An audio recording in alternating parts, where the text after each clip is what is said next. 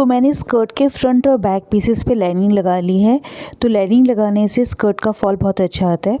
Skirt का घेरा मैंने 70 इंचेस लिया और लेंथ मैंने 37 इंचेस तैयार रखी है। लेंथ में 2 इंच का सीम मार्जिन है। तो पहले फ्रंट की स्कर्ट तैयार करेंगे। उसके लिए मैं विड्थ वाइज यहाँ पर गैदर्स डालूँगी। तो गैदर्स डालने के लिए मैंने टेंशन को लूज़ कर लिया है और सिलाई लगाना शुरू करेंगे। एक सिलाई लगा ली है, उसके बिल्कुल साथ साथ हम एक पैर की और सिलाई लगाएंगे। डबल सिलाई लगाने से गैदर्स बहुत सुंदर आते हैं। सिलाई लगाने के बाद धागे को पीछे से खींचना शुरू करेंगे और गैदर्स डालेंगे। गैदर्स को इक्वली अरेंज कर लेंगे और उसको 15 इंचेस पे सेट कर लेंगे। तो हमारी वेस्ट 28 इंचेस थी, तो उसका हाफ लेंगे 14 इंचेस और प्लस 1 इंच हमने साइड के सीम मार्जिन के लिए लिया है। 15 इंचेस पे मार्क करके हम वेस्ट का मिड पॉइंट लेंगे, यानी 7.5 इंच। ये हमारा फ्रंट स्कर्ट पार्ट रेडी हो गया। अब मैं पॉकेट बनाऊंगी। उसके लिए मैंने एक पेपर लिया है, तो रफली हम 2 इंच ऊपर से छोड़ देंगे। अब इस पॉइंट से एक 6 इंच की मार्किंग करेंगे। अब पॉकेट की गहराई मार्क करेंगे। उसके लिए मैंने अपने हाथ को कुछ इस तरीके से रखा है। तो मैंने पॉकेट की गहराई मिडिल फिंगर से 2 इंच एक्स्ट्रा रखी है। हल्का सा कर्व देके पॉकेट की शेप बनाएंगे कुछ इस तरह से, और अब साइड से हाफ इंच का मार्जिन देके इसकी कटिंग कर लेंगे। कॉटन के फैब्रिक को मैंने 4 फोल्ड कर लिया है और अब इस पर हम पैटर्न रख के पॉकेट का इसको ट्रेस कर लेंगे और काट लेंगे सेम। जहाँ से पॉकेट स्कर्ट से अटैच होनी है वहाँ दोनों तरफ हम नॉचेस लगा लेंगे। अब स्कर्ट पे पॉकेट लगाएंगे। तो ऊपर से मैंने यहाँ पर स्कर्ट पे 2.5 इंच छोड़ा है और ये 2.5 इंच छोड़ के हम 6 इंच पे मार्किंग करेंगे। अब इन मार्किंग्स पे पॉकेट रखेंगे और नॉचेस मैच करेंगे। यहाँ मैंने स्कर्ट की सीधी साइड पे पॉकेट की उल्टी साइड रखी है, तो नॉच से नॉच पे सिलाई लगाएंगे। यहाँ मैंने एक पैर की सिलाई लगाई है। पॉकेट को सीधा करेंगे और बिल्कुल एज पे इसकी एक सिलाई लगा देंगे टॉप सीम। सेम बैक स्कर्ट पर भी हम यही करेंगे। ऊपर से 2.5 इंच छोड़ के 6 इंच की मार्किंग करके उस पर पॉकेट रखेंगे, नॉच से नॉच मैच करेंगे और एक पैर की सिलाई लगा देंगे। सेम उसी तरीके से इसको सीधा करके टॉप सीम दे देंगे। अब दोनों स्कर्ट के पीसेस और पॉकेट को जोड़ेंगे। तो स्कर्ट मैंने ऐसे रखी है कि दोनों राइट साइड अंदर की तरफ है, ऊपर की तरफ उल्टी साइड है। तो अच्छे से हम सेट कर लेंगे। तो यहाँ पर बिल्कुल भी झोल नहीं आना चाहिए। तो ऊपर से भी हम स्कर्ट को पिनअप कर लेंगे और पॉकेट को भी पिनअप कर लेंगे। पॉकेट के तीनों और हम हाफ इंच का सीम अलाउंस लेंगे। साइड्स को भी अच्छे से सेट कर लेंगे ताकि स्टिच करते वक्त झोल ना आए। तो मैंने यहाँ पर साइड स्कर्ट को पिनअप कर दिया है। अब ऊपर से हाफ इंच के मार्जिन पर स्टिच करना शुरू करेंगे और बूट को उठाएंगे और अपनी जो बूट की डायरेक्शन पॉकेट की तरफ कर लेंगे। तो पॉकेट पे जो सीम मार्जिन मार्क किया था उसके पूरे राउंड में हम सिलाई लगाएंगे और सिलाई लगाते हम स्कर्ट की तरफ आएंगे।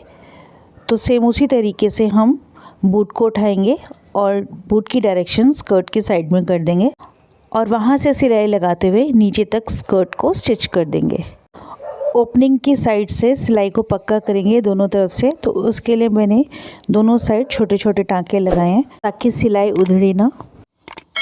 तो ये साइड पॉकेट बन गई है। तो इसी तरीके से हम दूसरी साइड की भी पॉकेट लगा लेंगे। तो अब वापस ब्लाउज़ पर चलते हैं। तो अब हम ब्लाउज़ का मिड पॉइंट मार्क करेंगे।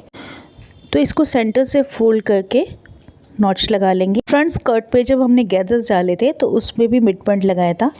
अब स्कर्ट के मिड पॉइंट पर ब्लाउज़ का मिड पॉइंट रखेंगे और उसको पिनअप करके दोनों साइड से स्टिच कर देंगे। स्टिच लगाते वक्त एक बात का ध्यान रखेंगे कि मेन ब्लाउज़ को ही स्कर्ट के साथ जोड़ें, लाइनिंग वाले कपड़े को नहीं जोड़ेंगे। इससे बैक पर भी फिनिशिंग बहुत अच्छी आती है। स्कर्ट को ब्लाउज़ पे जोड़ते वक्त मिड पॉइंट का ज़रूर ध्यान रखें, या तो उसे पिनअप कर लें या कच्चा लगा लें। इससे ड्रेस का फॉल बहुत अच्छा आता है और ड्रेस एक तरफ से झोल भी नहीं खाती। बैक में मैं हाफ इंच का इलास्टिक डाल रही हूँ। उसके लिए मैंने कॉटन के कपड़े की 1.5 इंच की पट्टी ली है। पट्टी की लंबाई मैंने स्कर्ट की विड्थ जितनी ली है, तो इस पट्टी को हम एक तरफ से फोल्ड कर लेंगे।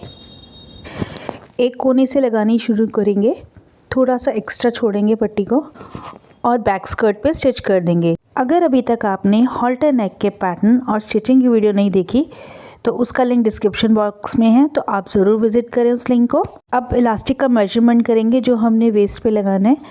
तो हम वेस्ट का आधा करेंगे 14 इंचेस और 14 इंचेस में से हम 6 इंचेस माइनस कर देंगे। 14 में से 6 माइनस किया तो बना 8 इंचेस और 1 इंच में सिलाई कर लूँगी और 1 इंच में एक्स्ट्रा और ले रही हूँ क्योंकि बैक में कोई भी सपोर्ट नहीं है।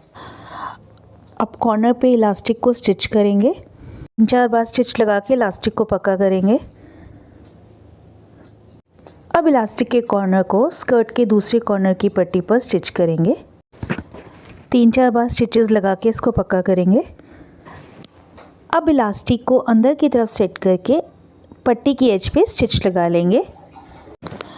तो एक साइड से स्टिच करना शुरू करेंगे और बिल्कुल एज पे स्टिच करेंगे। इसकी ध्यान रखेंगे कि जो सिलाई है इलास्टिक पर ना आए और जैसे ही बीच में पहुंचेंगे थोड़ा इलास्टिक को हमें खींचना पड़ेगा क्योंकि इतने बड़े घेरे में हम बिल्कुल थोड़ा सा इलास्टिक लगा रहे हैं।